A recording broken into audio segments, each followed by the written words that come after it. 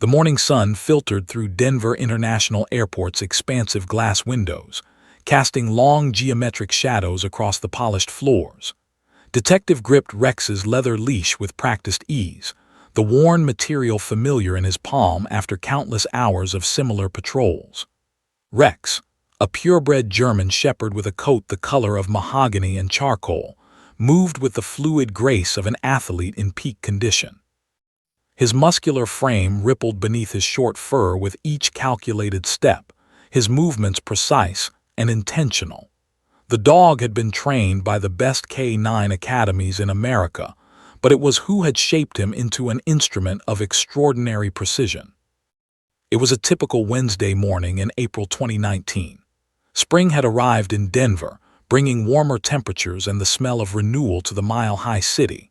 The airport's baggage claim area hummed with the predictable rhythm of air travel, the monotonous beeping of luggage carts backing up, the distant roar of jet engines, the murmured conversations of hundreds of travelers in perpetual motion. Had worked this detail for 3 years, and the routine never varied much. 7 in the morning.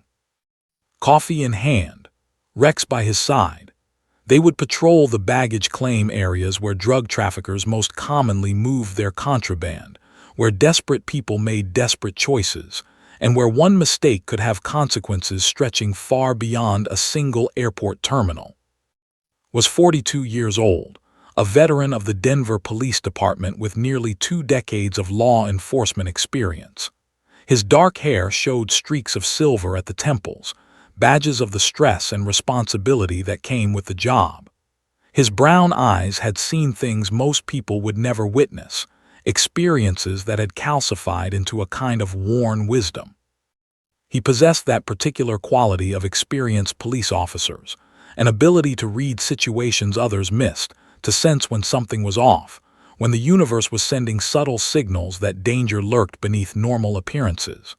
But today, he was content to let Rex do the work. His partner had been trained to detect narcotics, explosives, and endangered species trafficking. The dog's track record was nothing short of remarkable. Rex had been paired together for 6 years, an eternity in law enforcement terms. They'd started as rookie and handler, both learning the job together, developing an almost supernatural ability to communicate without words.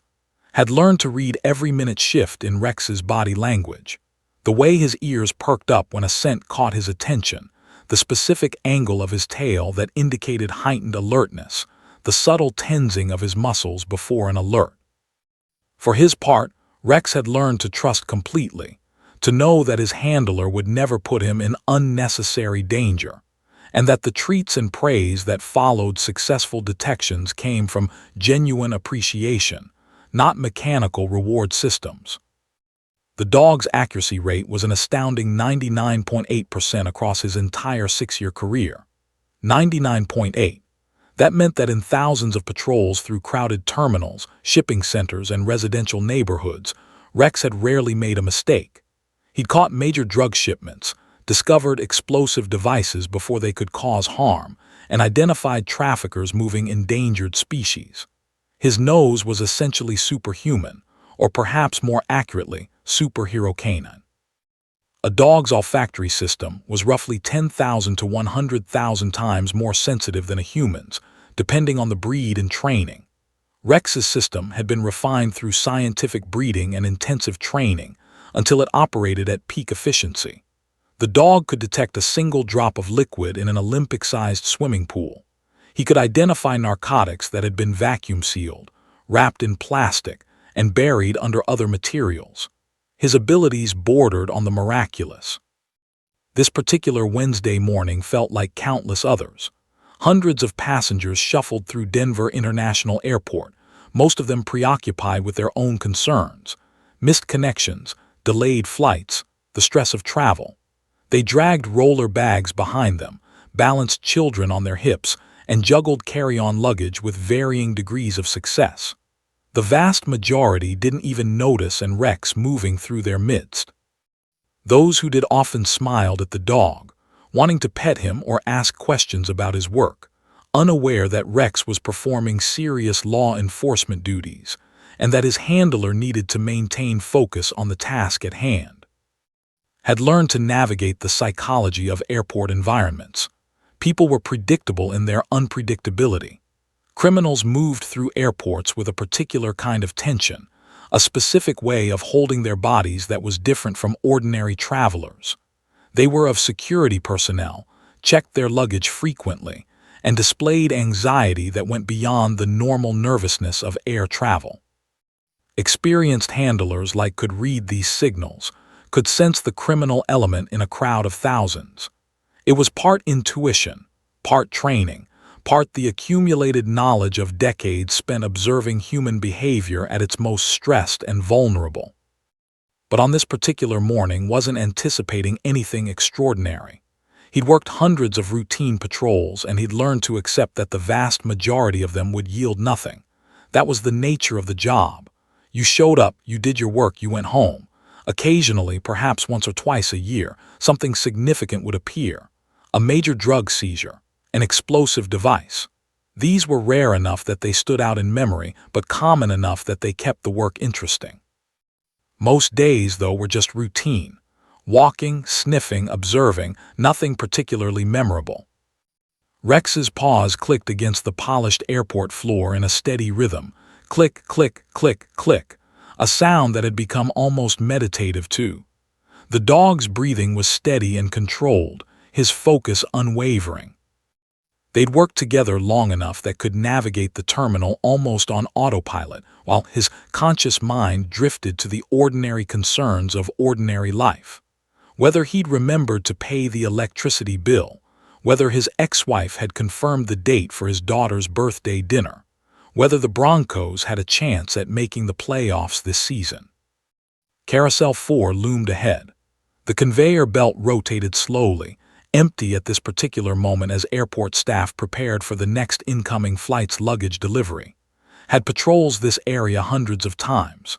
Carousel 4 was in the middle of the terminal, surrounded by seating, with clear lines of sight in all directions.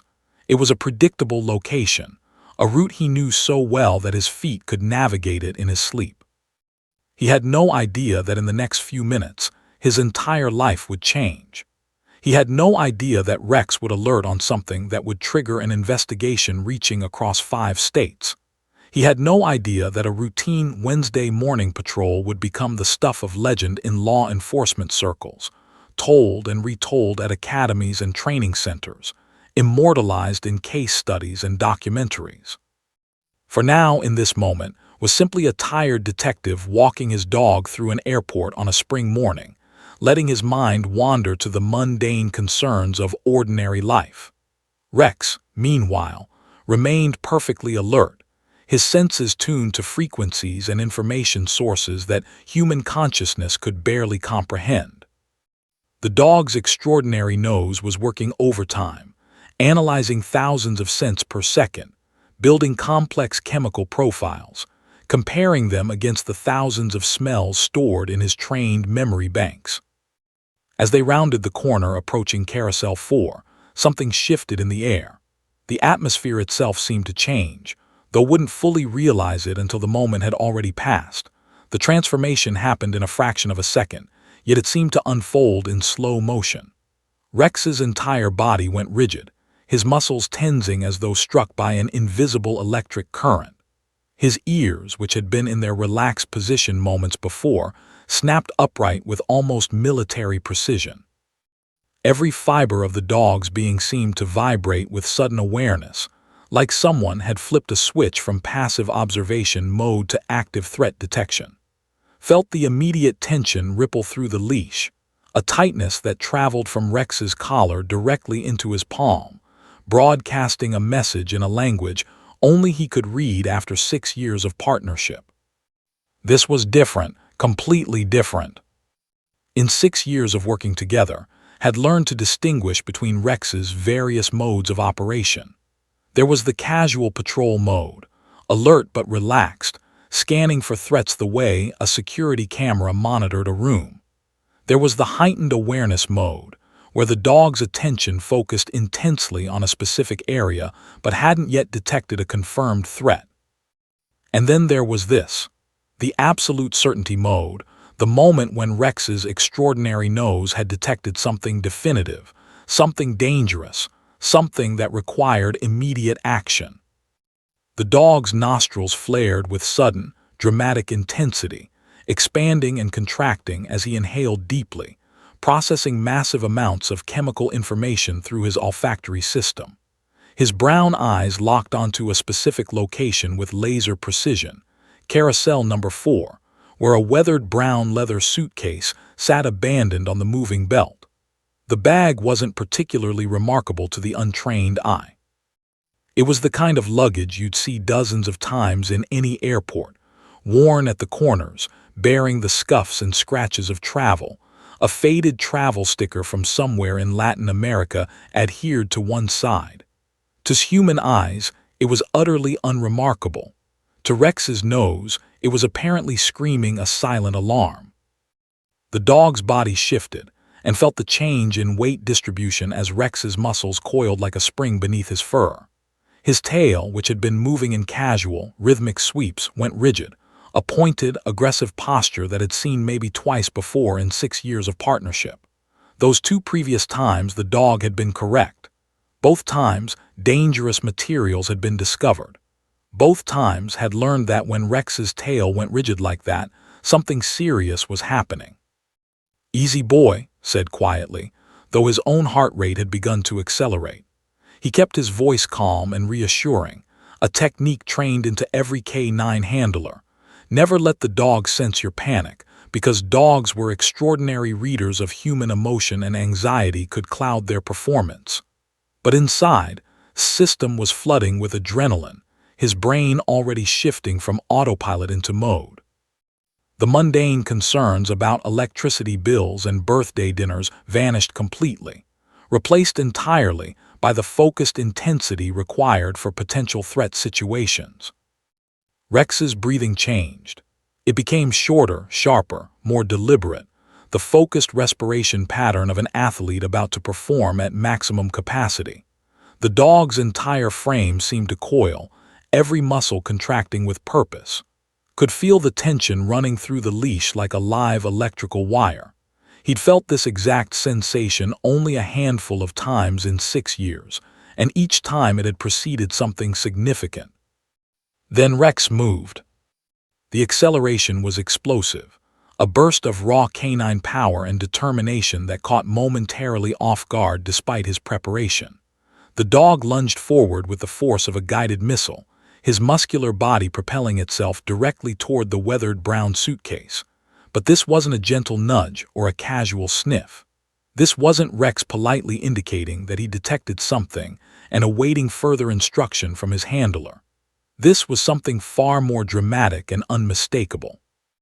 Rex's powerful jaws clamped down on the corner of the suitcase with deliberate, aggressive force. The bite wasn't tentative or exploratory. It was definitive, authoritative, the canine equivalent of screaming a warning at the top of his lungs.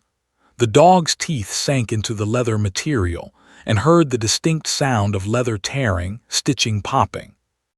This was Rex's unmistakable alert signal, not a trained trick or a subtle indication, but an absolute, aggressive declaration that something dangerous was concealed within this bag. Adrenaline spiked through the roof. His training kicked in automatically, overriding any personal hesitation or second-guessing. In 6 years, Rex had never bitten luggage unless the danger was real. The dog's accuracy rate was 99.8%. This wasn't a false alarm. This was the real thing. "Hold, Rex, hold," commanded, using his training voice, firm, authoritative, clear. The dog maintained his grip on the suitcase for exactly 5 seconds, his teeth sinking deeper into the leather to ensure the alert was unmistakable, then released on signal. Rex backed away from the bag, his muscles still trembling with the intensity of his alert, his brown eyes locked on the suitcase with unwavering focus. The dog's breathing was rapid and intense, his body language screaming urgency. His hand moved to his radio with the precision of muscle memory. He'd conducted dozens of routine alerts before, but something about this particular situation felt different, felt more significant, more dangerous. The subtle difference between a dog detecting hidden marijuana stashed by a college student and a dog detecting something that made his entire system trigger maximum alert mode. "Dispatch, this is Unit 7 with K9, spoke into the radio, his voice calm and professional despite the adrenaline coursing through his system. He'd learned long ago to mask his internal stress when communicating via radio. The entire airport network could hear his transmissions, and showing panic on the radio was never advisable. "We have a positive alert at Carousel 4. Suspect bag. I need the terminal secured now. Repeat, positive alert, Carousel 4, suspect luggage."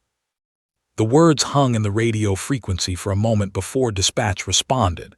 In that brief silence, everything seemed to pause. Travelers continued walking past, unaware. Luggage continued arriving on other carousels. The ordinary machinery of airport operations continued grinding forward. But in this moment, in this specific zone near Carousel 4, something extraordinary was unfolding. The radio crackled. "Copy that, Unit 7, securing Carousel 4. Emergency response en route. ETA 2 minutes." 2 minutes. In the law enforcement world, 2 minutes could be an eternity or nothing at all, depending on the situation. Kept one hand on Rex's collar, maintaining absolute control while simultaneously scanning the surrounding area for any threats or suspicious individuals. Was the bag's owner nearby? Would they try to retrieve it? Would they attempt to flee? These questions raced through his mind even as he watched Rex's continued focused attention on the suitcase. The dog was absolutely certain, could see it in every fiber of Rex's being, in the unwavering focus of his eyes, in the rigid posture of his body. 6 years of working together had taught to trust this certainty completely. When Rex was this certain, you didn't question it. You didn't second-guess it. You acted decisively and let the investigation determine what came next. Everything was about to change. The response was instantaneous and overwhelming. Within 30 seconds of radio transmission, Denver International Airport's security apparatus activated like a well-oiled machine designed specifically for this moment. TSA agents emerged from their stations with practiced urgency, moving with the focused determination of personnel who understood the gravity of active threat situations. Their blue shirts seemed to multiply as more security personnel appeared from behind doors, down hallways, and up from basement-level security offices. The first visible sign of the coordinated response was the appearance of the yellow and black barrier tape, the distinctive striped material that instantly communicated "keep out" and "danger zone" to anyone within sight of it.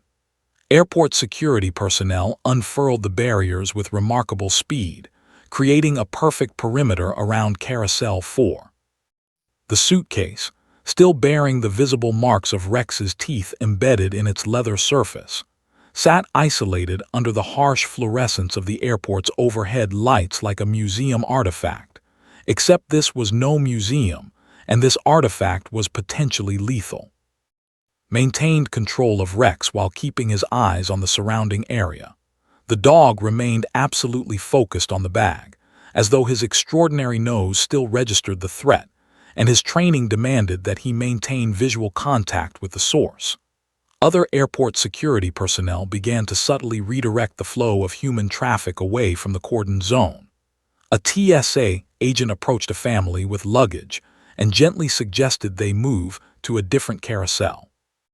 Another agent politely informed a businessman that Carousel 4 was temporarily closed and suggested he retrieve his luggage from a different location. But it was impossible to contain the information flow in a modern airport filled with hundreds of people carrying smartphones and constant connectivity. The collective hive mind of travelers instantly sensed something extraordinary was happening. Conversations died mid-sentence as people noticed the barrier tape, the uniformed personnel, the focused intensity radiating from security personnel who had shifted from routine operation mode into crisis management mode. The casual airport hum, that white noise of rolling luggage, distant announcements, overlapping conversations, ceased abruptly, like someone had hit a mute button on the entire terminal. Hundreds of eyes turned toward Carousel 4. Travelers who had been absorbed in their phones suddenly looked up. Families who had been navigating toward baggage claim paused and reassessed their routes. Gate agents leaned out from their ticket counters, their faces registering confusion and mounting concern. Security officers who had been standing at their posts with the casual posture of people performing routine duties suddenly snapped to attention, their body language shifting to match the escalated threat level. The fear was palpable, a physical presence that seemed to settle over the terminal like a suffocating blanket. Mothers instinctively pulled their children closer, their maternal instincts triggering primitive protection responses. A woman grabbed her husband's arm, her fingers digging into his jacket. An elderly man with a cane looked around nervously, as though trying to understand what was happening in a world that suddenly felt dangerous and unfamiliar. "What's going on?" a young woman asked loudly, her voice cutting through the mounting silence. "Daddy, why did the police dog bite that bag?" a child asked his father, his small voice filled with confusion and concern. "Is that a bomb?" another traveler whispered loudly enough for others nearby to hear. That word bomb seemed to transmit through the crowd like a spark traveling through dry kindling. Murmurs spread in concentric circles from Carousel 4. Bomb, potential explosive device, active security threat. The words may not have been officially stated, but the implications were impossible to ignore. Security personnel began establishing a wider perimeter, pushing the barriers further out, creating an expanded zone of exclusion. More travelers were redirected. Parents held children. A businessman canceled his phone call mid-sentence, apparently realizing that the corporate crisis he'd been discussing was insignificant compared to whatever was unfolding at Carousel 4. Within 2 minutes, the character of Denver International Airport had fundamentally transformed. What had been a bustling, ordinary transit hub just moments before had become something far more ominous, a space where danger was no longer theoretical or abstract, but present and immediate. The collective anxiety radiating from hundreds of travelers created an almost suffocating atmosphere of tension and uncertainty. Federal agents began arriving, their credentials hanging from lanyards around their necks. DEA, TSA, and FBI designations became visible as personnel in different uniforms converged on the scene. These weren't ordinary airport security guards. These were federal law enforcement officers trained for exactly these kinds of situations. They moved with the calm authority of personnel who had trained extensively for crisis scenarios. Their facial expressions remained neutral, but their body language communicated to everyone watching that this situation was being taken with utmost seriousness. Watched the federal personnel arrive with a sense of relief. As a Denver PD detective, his authority was primarily local, but once federal agencies arrived, the investigation would move into their jurisdiction. This was protocol. When narcotics or explosives were potentially involved, federal authorities took command. He maintained his position with Rex, allowing the dog to continue his focused surveillance of the suitcase. The news spread beyond the immediate area like a contagion. Travelers texting friends and family transmitted information about the ongoing situation. Social media networks lit up with speculative posts. A Twitter account belonging to a passenger began live tweeting the unfolding scene. Something serious happening at Den Airport. Police dog alerted on bag. Entire terminal locked down. Stay safe, everyone. Within minutes, the tweet had been retweeted hundreds of times. News organizations monitoring social media feeds began picking up on the story. Airport management arrived, administrative personnel in business casual attire who suddenly had to make critical decisions about terminal evacuation protocols, flight operations impacts, and public safety. Conversations between high-level officials occurred in hushed, urgent tones.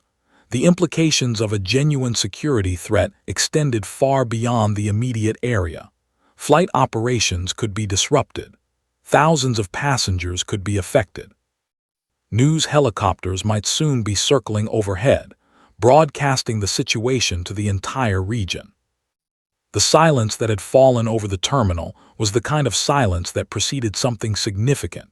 It was pregnant with possibility and fear, the silence of a crowd holding its collective breath, waiting for information that might explain what was happening and what it meant for their safety. Children sensed the tension and either pressed closer to their parents or became unusually quiet, as though recognizing on an instinctive level that something serious was occurring. His hands remained steady as he maintained control of Rex, but his mind was racing through possibilities. What could be in that suitcase? Drugs, explosives, something else entirely. The bag's weathered appearance suggested someone with experience in smuggling, someone who understood that new, pristine luggage attracted more attention than well-traveled bags that looked like they'd made dozens of journeys. But experience wasn't the same as success, and right now, 6 years of Rex's perfect track record suggested that whatever was in that suitcase, it was significant enough to justify the full-scale response unfolding around them. The television monitors throughout the terminal, which normally displayed flight information, suddenly changed. Airport management was broadcasting a message. Attention travelers, Denver International Airport is conducting a routine security exercise. This is not an emergency. Please remain calm and proceed to your designated areas. But everyone knew better. This wasn't routine. This wasn't an exercise. This was real. The barrier tape fluttered slightly in the air conditioning breeze, and the suitcase sat waiting, its secrets intact for now but not for long. The bomb detection unit arrived within 8 minutes, their specialized equipment and expertise transforming Carousel 4 into a professional crime scene investigation zone. The team consisted of 3 specialized technicians led by Agent Hawthorne, a veteran bomb detection expert with 23 years of federal service. She was a woman in her late 40s with gray-streaked hair pulled back in a practical bun, her face lined with the particular kind of weathered intensity that came from a career spent literally diffusing life-and-death situations. She didn't move quickly. She moved with deliberate purpose, each action calculated and precise, the movements of someone who understood that rushing during explosive device investigations was the fastest way to end up as a casualty statistic. Agent Hawthorne's team immediately began establishing their own perimeter, setting up specialized equipment with practiced efficiency. Bomb detection wasn't something you rushed through or cut corners on. One mistake, one overlooked detail, one moment of inattention could result in catastrophic consequences. The team laid out their equipment on a specialized portable table, digital imaging equipment capable of detecting internal structures, without opening the bag, chemical detection, devices sensitive enough to identify trace elements of explosive compounds, and protective equipment in case things went wrong. Watch from his position with Rex maintaining professional distance while staying close enough to observe. The dog had relaxed slightly now that the initial alert was complete, but he remained focused on the suitcase, his dark eyes never wavering from the leather bag that had triggered his extraordinary olfactory response. Rex's work was done. Now the humans had to do theirs. But the dog seemed to understand that this was important, that his alert had initiated something significant that required human expertise to fully investigate. Agent Hawthorne approached the suitcase slowly, methodically, photographing it from multiple angles before touching anything. Every photograph was documented, time-stamped, and recorded, part of the chain of evidence that would be critical if this led to prosecutions and legal proceedings. She photographed the visible bite marks where Rex's teeth had penetrated the leather, documenting the precise damage that had resulted from the dog's alert. Then she moved to the suitcase's closure mechanisms, photographing the latches, the hinges, any potential triggers or detonators that might be visible to trained eyes. The specialized scanner was deployed next, a sophisticated piece of equipment that cost more than a luxury automobile and represented years of cutting-edge technology development. The device used advanced imaging to penetrate the suitcase's exterior without opening it, creating a three-dimensional map of the bag's contents. The technician operating the scanner moved the device slowly across the suitcase's surface, the machinery humming softly as it collected data. Stomach tightened. This was the moment where the severity of the situation would become apparent. The imaging scanner could reveal whether the suitcase contained a traditional explosive device with visible components, or whether it contained something else, something that required different protocols and different expertise. The technician's face remained impassive as he studied the imaging output on his portable monitor, but recognized the subtle shift in his expression. The technician's eyes widened fractionally. His breathing changed almost imperceptibly. These were the tells of someone who had just observed something significant. "Agent Hawthorne," the technician said quietly, his voice low enough that had to strain to hear it. "You need to see this." Agent Hawthorne moved to the monitor and watched her face carefully.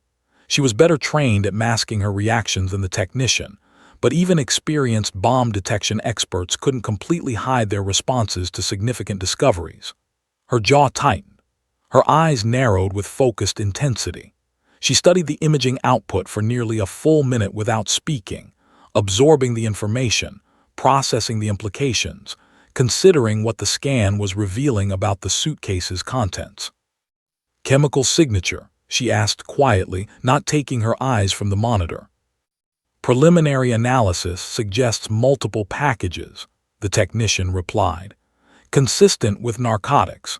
The density and structural composition don't match explosive device configurations." His eyebrows rose slightly. Narcotics.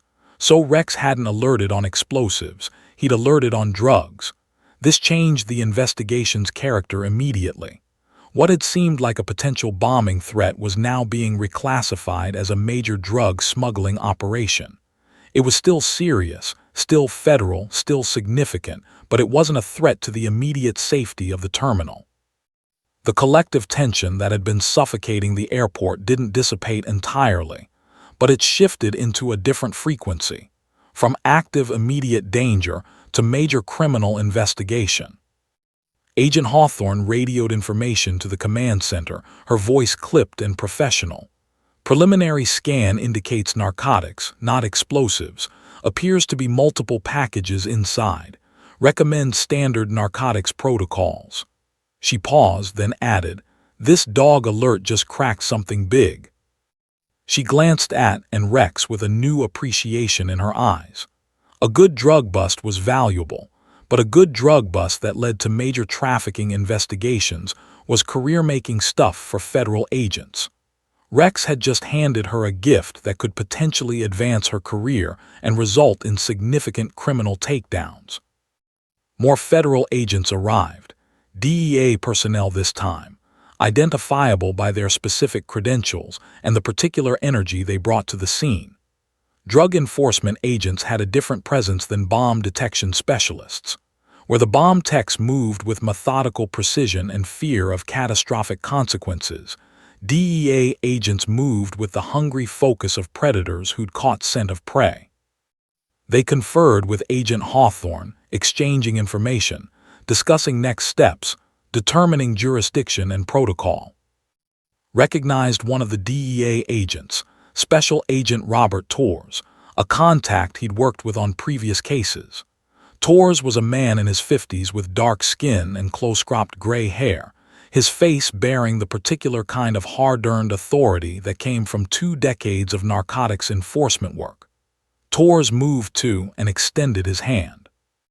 "Good work, Detective," Torres said, shaking his hand firmly. "Your dog just gave us a major break. That suitcase has got the markers of something significant. I can feel it." "What do you mean?" asked, though he suspected he already knew the answer. "Look at the travel stickers on the bag," Torres said, pointing to the faded labels adhered to the leather. "That's Sinaloa cartel marking system. That specific regional identification they use to track shipments. We've been tracking this route for months. Your dog just intercepted something we've been hunting for a long time." Torres moved back to confer with Agent Hawthorne and the other DEA personnel. Could see them pointing to specific elements of the suitcase, the stickers, the wear patterns, the construction style.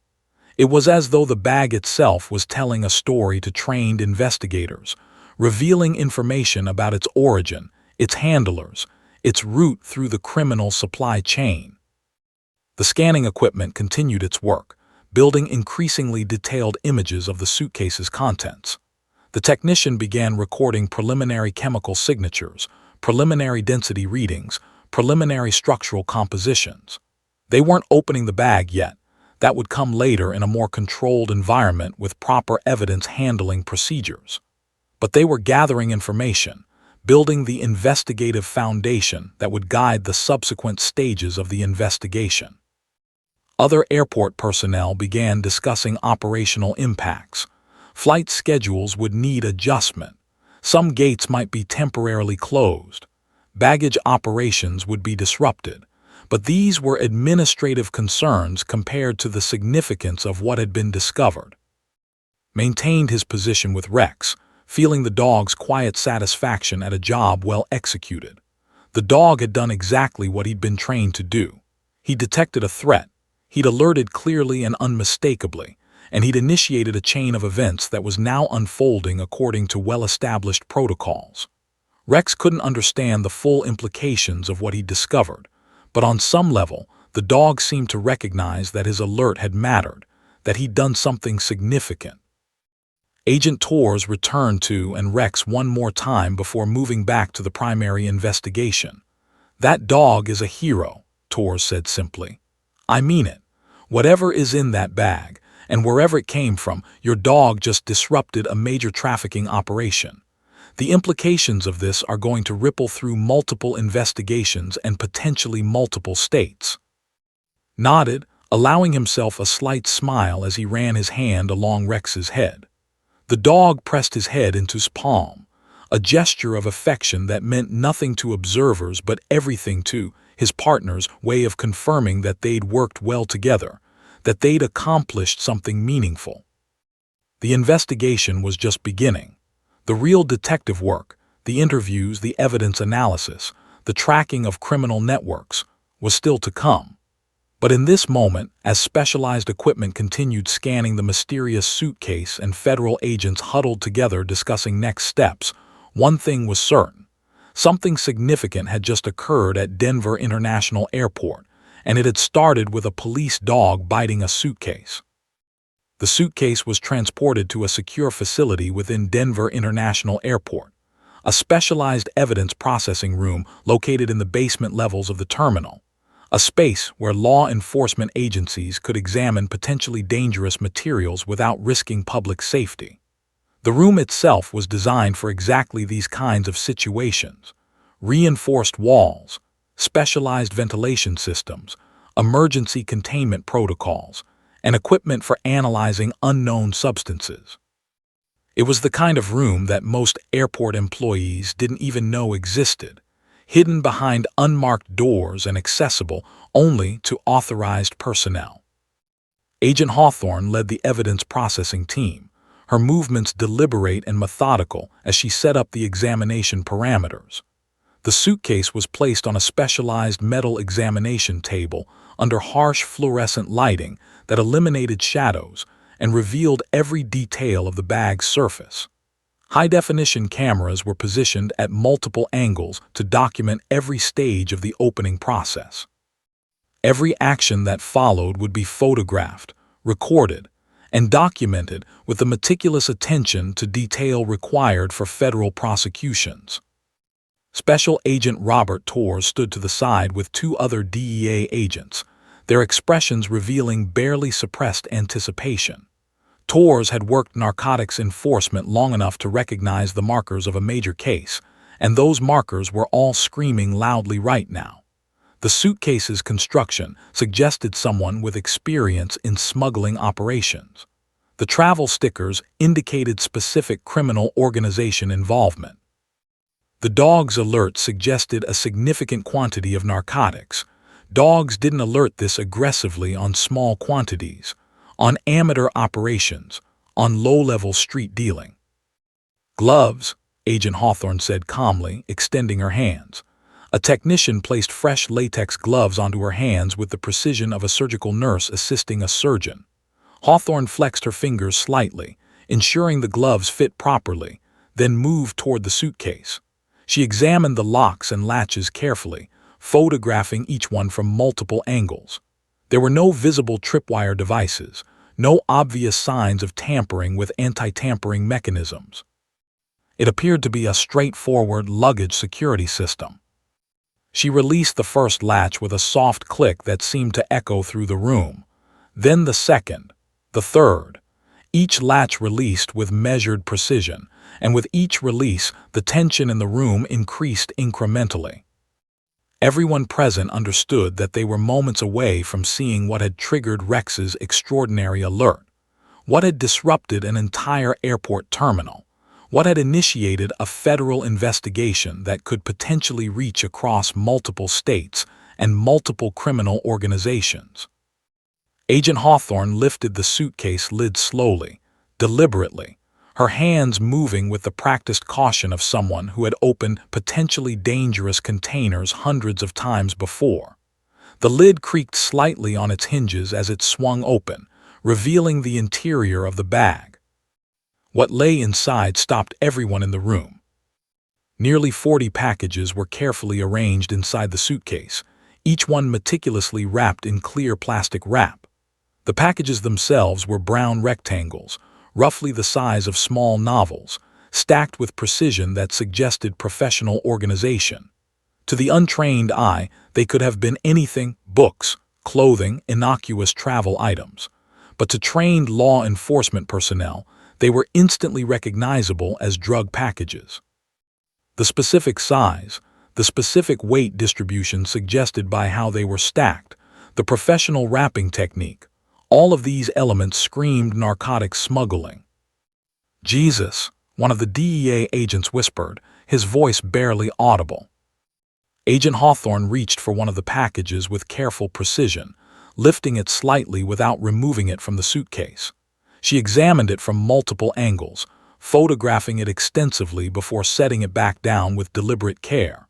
Her face remained professionally neutral, but her breathing had changed, had become slightly more shallow, slightly more rapid. Even for someone with decades of experience, discovering a major drug shipment carried a particular kind of intensity. "Chemical test," Hawthorne said, her voice steady despite the evident significance of what they were observing. A specialized chemical testing kit was produced, the kind that could definitively identify controlled substances through rapid chemical reactions. A technician carefully scraped a small sample from the exterior of one of the packages and applied it to the chemical test reagent. The color change was instantaneous and unmistakable, a deep red-purple coloration that meant only one thing in the narcotics enforcement world: fentanyl. The word seemed to reverberate through the room like a physical force. Fentanyl, the drug that had transformed the American addiction crisis into a catastrophe.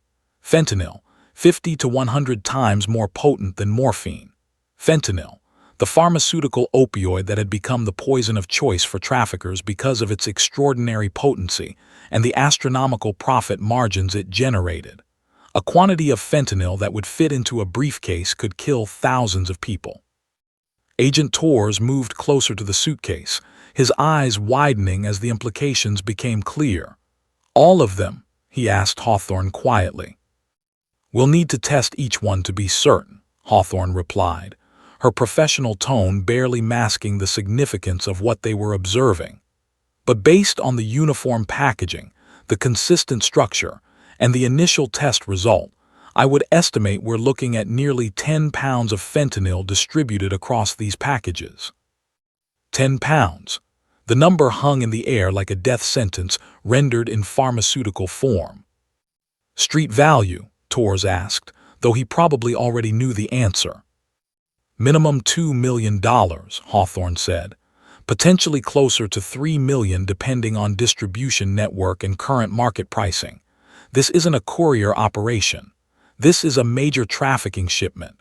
This is cartel-level volume." The implications crashed over everyone in the room like a tidal wave. They hadn't just intercepted a drug smuggler trying to move a personal supply, or even a mid-level dealer attempting to distribute to regional networks. They had intercepted a major trafficking operation, the kind of operation that generated millions in profit, that supplied regional distribution networks, that ultimately reached thousands of addicts across multiple states. Agent Torres immediately moved to the phone and began making calls to higher-level supervisors, to DEA Regional Command, to other federal agencies who needed to know about this discovery. His voice was controlled but carried an unmistakable undertone of excitement, the particular satisfaction that came from cracking a major case. "Need to identify the origin," Torres said into the phone. "The bag's construction and marking suggest Sinaloa cartel involvement, which means this originated from Mexico. We need to cross-reference with existing investigations into their distribution networks. And we need to identify the suspect immediately, his connections, his handlers, his contacts. This shipment was going somewhere specific, to someone specific, and that person is going to lead us to the distribution network." More federal personnel began arriving at the evidence processing room: supervisors, intelligence analysts, investigators specializing in cartel operations. The discovery of 10 pounds of fentanyl wasn't something you handled casually. This was the kind of discovery that triggered task forces, that activated coordination between multiple federal agencies, that potentially connected to ongoing investigations in 3, 4, maybe 5 different states. One of the intelligence analysts began cross-referencing the Suitcase's markings with known cartel operations. The travel stickers, the specific construction style, the routing information on the luggage tags, all of these elements could potentially be traced back to their origin.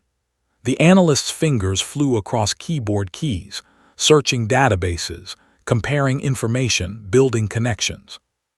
"We've got something," the analyst announced after several minutes of searching. These specific travel sticker combinations match 3 previous shipments intercepted in Phoenix, Albuquerque, and El over the past 18 months.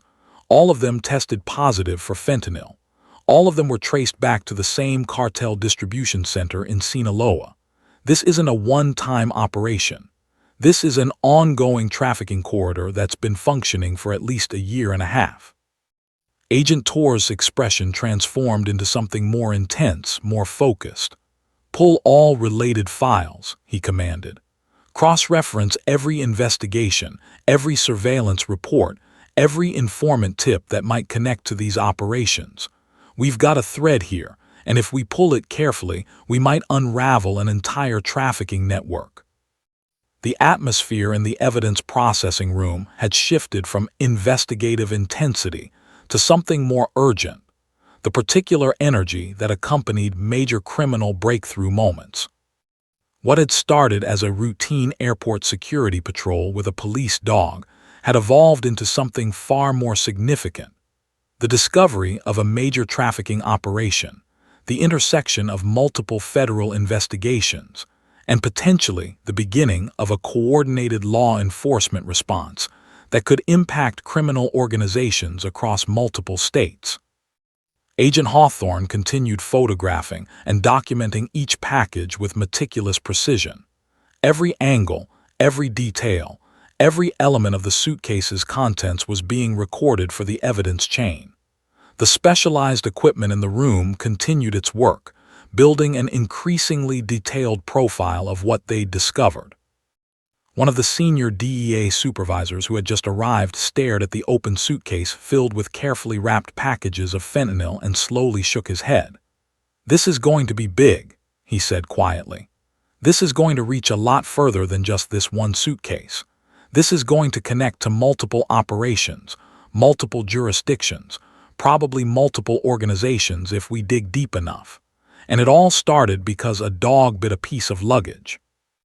In the secure evidence room, surrounded by federal agents, specialized equipment, and the tangible presence of a major criminal discovery, the implication was clear. They had stumbled upon something significant, something that would occupy federal investigations for months or potentially years to come. The suitcase that had arrived on Carousel 4 at Denver International Airport had contained far more than drugs. It had contained the key to potentially dismantling an entire trafficking corridor. The suspect had been identified within minutes of the suitcase's discovery. A man named Morales, 47 years old, with a history of international travel and connections to known cartel associates. He was currently standing in the baggage claim area, positioned exactly where he could maintain visual contact with Carousel 4. His name had been flagged in the system through a combination of facial recognition technology, applied to airport security cameras, DEA database cross-referencing, and intelligence sharing between federal agencies that had been monitoring his movements for months. The coordination was executed with the precision of a military operation. Uniformed federal agents, DEA personnel, and local law enforcement officers positioned themselves strategically throughout the terminal, maintaining sight lines on the suspect, while remaining inconspicuous enough not to trigger flight or resistance. The suspect, Morales, remained unaware that his operation had been compromised, that his entire carefully planned trafficking scheme was collapsing in real time, that the next few minutes would fundamentally alter the trajectory of his life. Agent Torres watched the suspect from a distance, his trained eyes cataloging every detail: Morales's nervous gestures, his repeated checks of his watch, his scanning of the baggage carousels, his subtle shift of weight that suggested mounting anxiety. The suspect knew something was wrong. He could sense it in the changed atmosphere of the terminal, in the absence of the suitcase that should have appeared by now, in the unusual concentration of uniformed personnel moving through the baggage claim area. But he probably didn't yet understand the full scope of his predicament, didn't yet realize that his operation had been completely intercepted, that the shipment he'd been waiting for would never arrive, that his handlers in Mexico would soon learn that their investment had evaporated into federal custody. Agent Torres gave the signal through his radio, a brief, coded message that transmitted to every officer involved in the coordinated arrest operation. The team moved with practiced precision, their movements choreographed by months of planning and training, their actions synchronized to eliminate any possibility of escape or resistance. They came from all directions simultaneously. Federal agents in blue windbreakers with DEA markings across the back emerged from positions throughout the terminal. Uniformed officers materialized from hallways and security offices. Officers closed in from multiple vectors, creating a perimeter that eliminated every possible escape route. The movement was swift, coordinated, and absolutely professional. Morales's face cycled through several expressions in rapid succession. Confusion, as he first noticed the converging law enforcement personnel. Recognition, as he understood that their movement was coordinated and deliberate. Fear, as he realized they were converging specifically on his position. And finally, resignation, as the agents reached him and he comprehended the totality of his situation. "Morales," Agent Torres announced, his voice clear and authoritative. "You're under arrest for federal narcotics trafficking, conspiracy to distribute controlled substances, and importation of narcotics. You have the right to remain silent. Anything you say can and will be used against you in a court of law. You have the right to an attorney. If you cannot afford an attorney, one will be provided to you." The Miranda rights continued as federal agents secured handcuffs around Morales's wrists with practiced efficiency. The cuffs clicked closed with a grim finality that seemed to communicate the permanence of his situation.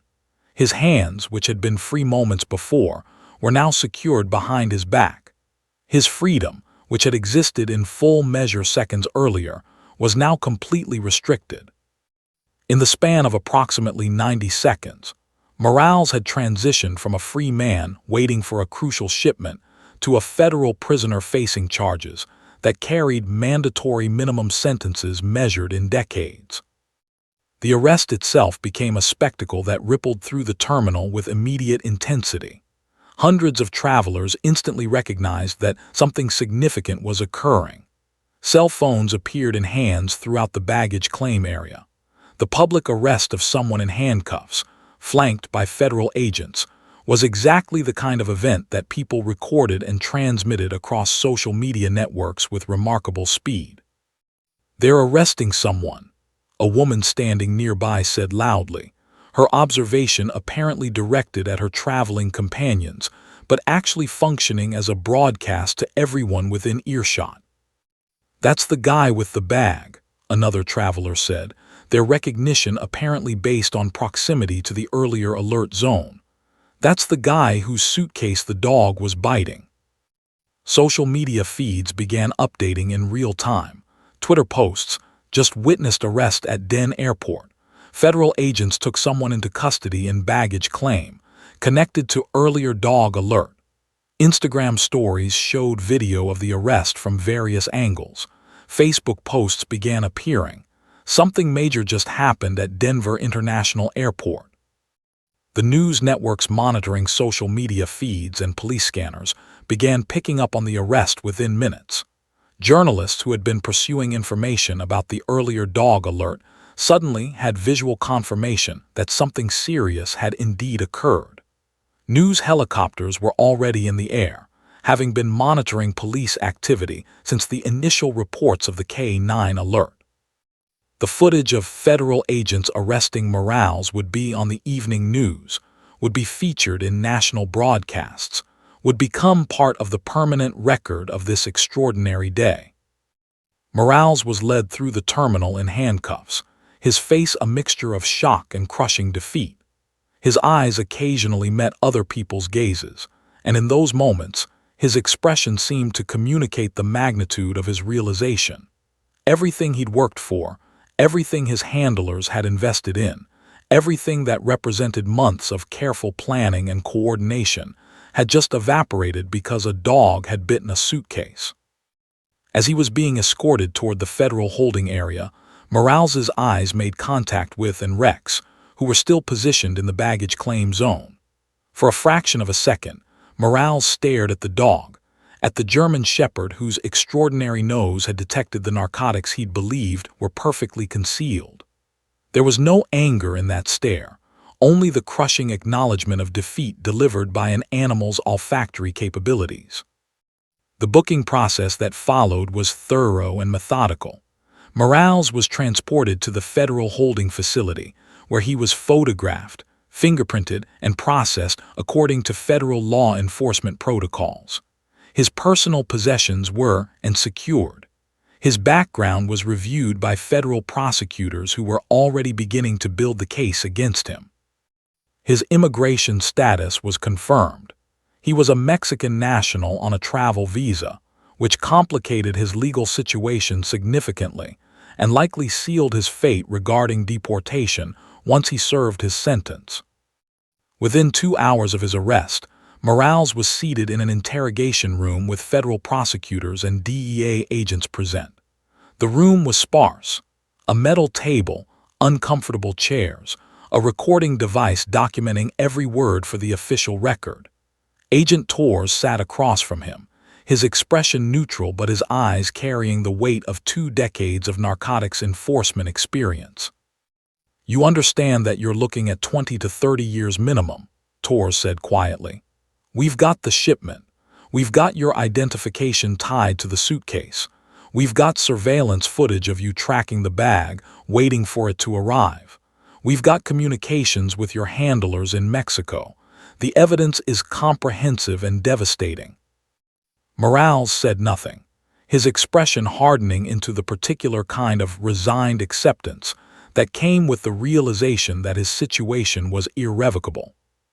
"However," Torres continued, leaning back slightly in his chair, "cooperation could change your trajectory significantly. Your handlers, the people you were working for, they're going to assume you got caught and either died or talked. They're going to move on. They're going to continue their operations regardless of what happens to you. So your choice is simple. You can face 30 years in silence, or you can face 15 years knowing you disrupted a trafficking operation that was killing hundreds of Americans every month." Morales's jaw tightened, his shoulders tensing slightly. He was weighing his options, calculating the risk of cooperation versus the certainty of decades in federal prison. It was a calculation that would play out thousands of times across American criminal justice systems, but this particular calculation carried the weight of a major trafficking operation, of cartel connections, of intelligence that could potentially reach far beyond this one arrest. The interrogation would continue for hours, developing into a complex negotiation between federal prosecutors and a man who suddenly faced the absolute finality of consequences for his decisions. But in this moment, as Morales sat in the interrogation room contemplating his future, one thing was certain. His life had changed fundamentally in the span of a few hours, all because a dog had bitten a suitcase at Denver International Airport. The arrest of Morales was merely the opening move in what would become an elaborate chess game spanning multiple states, multiple jurisdictions, and multiple layers of criminal organization. Within hours of his detention, federal prosecutors and DEA intelligence analysts began working backward from the captured shipment, attempting to trace its origin, identify its intended destination, and map the entire trafficking corridor that had been operating undetected for years. The first crucial breakthrough came from examining Morales's phone records and electronic communications. Federal agents obtained warrants to access his cellular data, his email accounts, his messaging applications, every digital footprint that could reveal connections to his criminal network. What they discovered was a sophisticated communication infrastructure that linked Morales to handlers in Sinaloa, Mexico, to distributors in Phoenix, Denver, Albuquerque, and to street-level dealers operating in over 40 cities across the American Southwest. The communications revealed coded language discussing shipment movements, distribution timelines, profit calculations, and organizational hierarchy. One of the most significant discoveries was a reference to the silent corridor. This wasn't just one trafficking route. It was an established, ongoing smuggling operation that had been moving fentanyl and heroin through the Denver International Airport for 18 months. Previous shipments had evaded detection through a combination of luck, insufficient screening, and sophisticated smuggling techniques. But Rex's alert on this particular shipment had revealed the existence of the entire corridor. Agent Torres presented the findings to DEA Regional Command, to the FBI's Criminal Investigation Division, and to federal prosecutors in Colorado. The implications were staggering. A major trafficking operation had been functioning almost completely undetected while poisoning communities across multiple states. The realization triggered a coordinated federal response that quickly expanded beyond Denver. Within 72 hours, federal task forces in Phoenix, Albuquerque, and were activated based on intelligence gathered from Morales's communications and prior investigations that suddenly connected to the silent corridor. These weren't separate investigations. They were coordinated operations targeting what appeared to be the same criminal organization operating regional distribution networks. Intelligence sharing between federal agencies accelerated dramatically.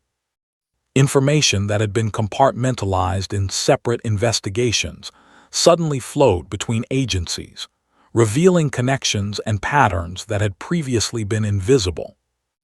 The Phoenix field office identified a major distribution center, a warehouse in an industrial district where fentanyl shipments were being repackaged and distributed to regional dealers. Surveillance was already in place, but now it intensified. Undercover agents were positioned at strategic locations. Informants provided detailed descriptions of the operation's organizational structure, its key personnel, and its distribution methodology. In Albuquerque, investigators identified a transportation hub where shipments were being transferred between vehicles.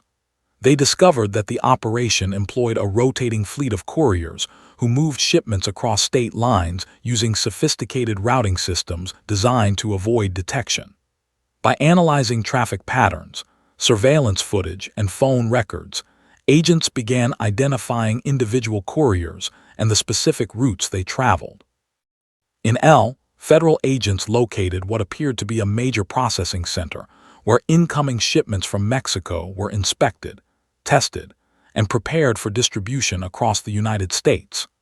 This facility had been operating largely invisibly, hidden in plain sight within the industrial areas of the city. The discovery of this center's location and operational details triggered a major surveillance operation that would eventually lead to the identification of multiple major traffickers. Back in Denver, federal prosecutors began building a comprehensive case against Morales and his handlers. They assembled everything: the captured fentanyl, the forensic evidence, the phone records, the communications intercepts, the surveillance footage. But more importantly, they began offering cooperation deals to lower-level members of the organization who'd been arrested in collateral investigations. These deals often produced crucial intelligence about higher-level organization members, about the cartel connections in Mexico, about the specific individuals who made decisions about shipment movements and distribution strategies. One of Morales's associates, a lower-level courier named Santos, agreed to cooperate with federal prosecutors in exchange for a reduced sentence. Santos provided detailed information about the organization's hierarchy, about specific individuals who controlled different regions, about the cartel members in Mexico who supervised American operations. His cooperation became invaluable to the broader investigation, providing prosecutors with a roadmap of the organization's structure and decision-making processes. The intelligence flowing from Santos and other cooperating witnesses triggered arrests across multiple states. In Albuquerque, a regional distribution manager named Carlos was arrested on charges of conspiracy to distribute narcotics. In Phoenix, 3 separate individuals were arrested: a warehouse manager, a logistics coordinator, and a major distributor who controlled sales to dozens of street-level dealers. In federal agents arrested 5 individuals operating the processing center. Each arrest provided new intelligence, new cooperation opportunities, new perspectives on how the organization functioned. The picture that emerged was of a sophisticated, hierarchical criminal enterprise that had been operating with remarkable efficiency. The organization employed a tiered system. Mexican cartel supervisors coordinated with American regional managers, who supervised distribution networks in specific cities, who worked with street-level dealers moving product to end consumers. It was a well-organized system that had generated millions in profit while poisoning communities across the American Southwest. Federal prosecutors coordinated with Mexican authorities, sharing intelligence about the cartel members in Sinaloa who supervised American operations. Although extradition of Mexican nationals to the United States was complex and politically sensitive, the intelligence sharing enabled Mexican authorities to conduct their own investigations into cartel operations. Several key cartel supervisors were arrested by Mexican federal police, disrupting the command structure that had directed American operations. The investigation revealed that the Silent Corridor had been responsible for distributing an estimated 200 pounds of fentanyl across American communities over 18 months. Federal toxicologists calculated that this quantity contained enough fentanyl to kill approximately 40 million people, more than the entire population of California. The corridor's operations had directly contributed to thousands of overdose deaths across the Southwest. Families who had lost loved ones to fentanyl poisoning learned that at least some of the drugs that had killed their family members had passed through this specific trafficking network. Media coverage of the investigation intensified as more arrests were made and more details emerged. News organizations published detailed investigations into the Silent Corridor, connecting the original dog alert at Denver International Airport to a sprawling criminal enterprise. The story became a symbol of both the severity of America's fentanyl crisis and the occasional success of law enforcement in disrupting major trafficking operations. Within 4 months of Morales's arrest, federal prosecutors had filed charges against 32 individuals connected to the Silent Corridor operation. Charges ranged from conspiracy and narcotics trafficking to money laundering and weapons offenses. The cases were being prosecuted across multiple federal districts, with prosecutors coordinating to ensure consistent strategies and to prevent jurisdictional conflicts from undermining the investigation. Morales, sitting in federal detention awaiting trial, learned that his cooperation agreement had resulted in a significantly reduced sentence, 15 years instead of the 30-year minimum he'd originally faced.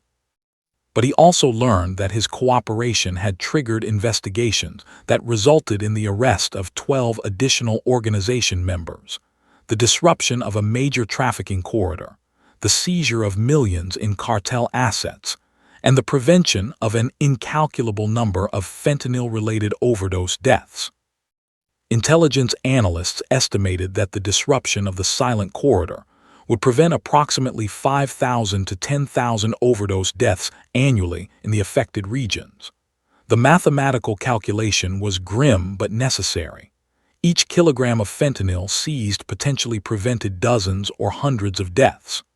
The 200 pounds that had been distributed through the Silent Corridor represented thousands of preventable deaths. The disruption of the network, if it proved permanent, would save countless lives. Federal task forces continued following additional leads, chasing additional connections, and pursuing additional targets identified through the investigation. The original airport alert had been the critical breakthrough moment, but the investigation itself had become an ongoing operation that would likely continue for years. In the secure evidence facility in Denver, the weathered brown leather suitcase bearing Rex's bite marks sat in storage, tagged, and as the physical evidence that had initiated everything.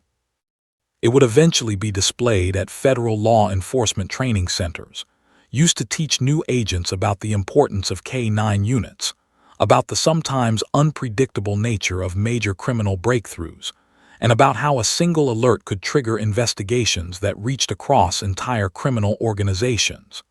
The media frenzy that surrounded the Silent Corridor investigation created an unexpected celebrity out of a German Shepherd police dog.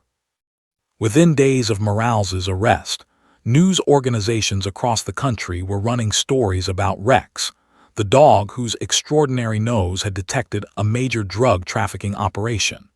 Cable news networks featured segments about the incident. National newspapers published detailed investigations tracing the full scope of the investigation from that initial alert at Denver International Airport. Local Denver television stations elevated Rex to the status of civic hero. He appeared on local news broadcasts, sitting beside while reporters asked breathless questions about his training, his capabilities, and his role in disrupting the trafficking corridor. The Denver Post published a feature article with the headline, "The Nose That Stopped a Cartel," accompanied by professional photographs of Rex in his K-9 unit vest. The story was picked up by national news syndicates and spread across media outlets from coast to coast. Social media transformed Rex into an internet sensation. Twitter accounts were created celebrating him. Instagram pages featured photographs of the dog from various angles, with captions describing his heroic actions. TikTok videos showed clips of Rex working at the airport, set to dramatic music. Merchandise began appearing, t-shirts with Rex's image, coffee mugs proclaiming, "Rex stopped the Silent Corridor," even dog toys designed to look like suitcases. The phenomenon was unprecedented for a working police dog, but then again, the circumstances of Rex's alert had been extraordinary. The recognition extended beyond social media into formal law enforcement channels. The United States Drug Enforcement Administration presented Rex with a Medal of Valor, an honor rarely bestowed on non-humans. The ceremony took place at DEA headquarters in Washington, D.C., where DEA Administrator Ann personally presented the medal to on behalf of the agency. This dog represents the extraordinary capabilities of our K9 units, stated during the ceremony. Rex's alert disrupted a trafficking corridor that was directly responsible for thousands of overdose deaths. This award recognizes not just Rex's training and dedication, but the remarkable partnership between handler and dog that makes these kinds of successes possible. The Transportation Security Administration incorporated Rex's story into their training programs. TSA administrators recognized that the incident demonstrated the critical value of K9 units in airport security, and they wanted new TSA agents to understand the potential for seemingly routine alerts to have extraordinary consequences. Training materials were developed featuring the Denver International Airport incident, with video footage of Rex, interviews with, and explanations of how the alert had triggered the broader investigation. Federal law enforcement training centers across the country began using footage of Rex's alert as a teaching tool in K9 handler certification programs. Instructors showed new handlers video of Rex's behavior, analyzed his body language, discussed the specific indicators that had communicated the alert's severity to, and emphasized the critical importance of handler interpretation in translating a dog's alert into appropriate federal response. The incident became a case study in canine handler communication, in proper alert protocol, and in the potential consequences of dogs' extraordinary sensory capabilities. Police and sheriff's departments throughout the United States began requesting information about K9 unit training based on Rex's example. Administrators who had previously viewed K9 units as supplementary resources suddenly recognized their strategic value in major criminal investigations. Budgets for K9 unit development and training increased across the country as law enforcement agencies sought to develop their own high-performing dog handler teams. And Rex were invited to speak at law enforcement conferences, community centers, and educational institutions. Developed a presentation about the importance of handler-dog partnerships, about the years of training and bond building that made Rex's alert possible, and about the unpredictable nature of major criminal breakthroughs. He emphasized that Rex's success wasn't the result of luck or accident. It was the product of rigorous training, scientific understanding of canine olfactory capabilities, and the particular kind of trust that could only develop between handler and dog over years of working together. Schools throughout Denver invited Rex to visit classrooms. Children who might otherwise have viewed police dogs as abstract concepts suddenly had the opportunity to meet a real working dog and to learn about law enforcement careers. Delivered presentations about K9 units, about the training process, about the unique capabilities that dogs possessed. Teachers reported that students who had attended Rex's presentations expressed increased interest in law enforcement careers and demonstrated improved understanding of the criminal justice system. Community organizations recognized Rex's role in disrupting the trafficking corridor and preventing overdose deaths by inviting Rex to participate in drug awareness programs. Addiction recovery organizations invited to speak about the specific dangers of fentanyl and the massive quantities that had been disrupted through the airport investigation. Families who had lost loved ones to fentanyl overdoses attended these presentations, seeking to understand the criminal supply chains that had delivered the poison that had killed their family members. Years after the initial alert, retired from active law enforcement duty, but he continued working with Rex to educate and demonstrate K9 capabilities. He established a nonprofit organization dedicated to supporting K9 units in law enforcement agencies across the United States.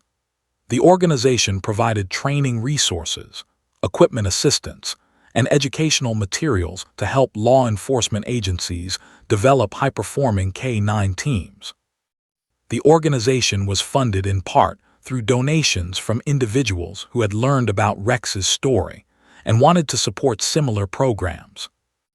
Rex continued working for 2 additional years after the airport incident, participating in hundreds of additional patrols and detection operations. The dog never again received an alert as significant as that initial suitcase, but he continued performing his duties with the same dedication and focus that had characterized his entire career. When Rex finally retired from active service, the Denver Police Department honored him with a retirement ceremony attended by law enforcement officials, media representatives, and community members. Documentary filmmakers became interested in the story, recognizing the compelling narrative arc from routine airport patrol to major criminal investigation. A documentary titled The Silent Corridor, One Dog, One Alert, One Nation's War on Drugs, was produced by a major streaming service and released nationally. The documentary featured interviews with federal prosecutors, DEA agents, and family members of overdose victims. It traced the investigation from that initial alert through the arrests, the trial proceedings, and the ultimate dismantling of the trafficking organization. The documentary won awards at film festivals and introduced Rex's story to millions of viewers who might not otherwise have encountered it through news coverage. Academic institutions began studying the Denver International Airport incident as a case study in criminal investigation methodology, in the intersection of technology and law enforcement, and in the unpredictable nature of major investigative breakthroughs. Law schools incorporated the case into courses on criminal procedure and evidence. Business schools used the investigation as a model for how organizations could adapt and respond when facing disruption. Veterinary schools used Rex's story to discuss canine capabilities and the application of animal science to human concerns. Federal prosecutors who had worked the investigation received commendations and career advancement based on the significance of their work on the Silent Corridor case. Some were promoted to supervisory positions. Others received opportunities to work on high-profile cases based on their demonstrated expertise in complex, multi-jurisdictional narcotics investigations. The investigation had elevated their professional profiles and demonstrated their capability to manage sophisticated criminal enterprises. Morales was eventually convicted and sentenced to 15 years in federal prison, a sentence that reflected both his cooperation with federal investigators and the mandatory minimum sentencing requirements for narcotics trafficking offenses. His cooperation had resulted in significant intelligence about the trafficking organization structure and had directly contributed to the arrest of additional organization members. Prison records indicated that he spent his early years in federal custody in relative safety, protected from cartel retribution, because of the disruption he'd helped federal investigators cause. Years later, long after had retired and Rex had passed away from old age, the legend of that Wednesday morning at Denver International Airport remained part of law enforcement folklore. Travel writers referenced the incident in articles about airport security. Documentary filmmakers continued developing content about the case. Law enforcement agencies across the country cited the incident when advocating for increased K-9 unit funding. Academic researchers studied the case when examining how criminal organizations adapted to law enforcement pressure. The weathered brown leather suitcase bearing Rex's bite marks became a permanent fixture at the Federal Law Enforcement Training Center in Virginia. It was displayed in a museum-like setting with photographs, documents, and video footage describing the incident and its consequences. New federal agents in training encountered the suitcase as part of their curriculum, understanding it as a tangible symbol of how unpredictable and consequential law enforcement work could be. In his retirement, he occasionally visited law enforcement agencies to discuss the importance of handler-dog partnerships. He brought with him photographs of Rex, stories of their 6 years working together, and a particular understanding of how an extraordinary animal, combined with a dedicated handler, could sometimes accomplish what entire investigative teams could not. He emphasized that Rex wasn't supernatural. He was the product of rigorous training, proper handling, and the remarkable olfactory capabilities that nature had provided to dogs millions of years ago. The lasting legacy of that single alert on a Wednesday morning in April 2019 extended far beyond the disruption of the silent corridor trafficking operation. It had demonstrated the irreplaceable value of K-9 units in modern law enforcement. It had saved thousands of lives from preventable overdose deaths. It had inspired a generation of law enforcement personnel to recognize that sometimes the most sophisticated technology came packaged in fur and driven by a dog's extraordinary nose. And it had created a legend that would be told and retold in law enforcement circles for decades to come. The story of one dog, one alert, and one suitcase that changed everything.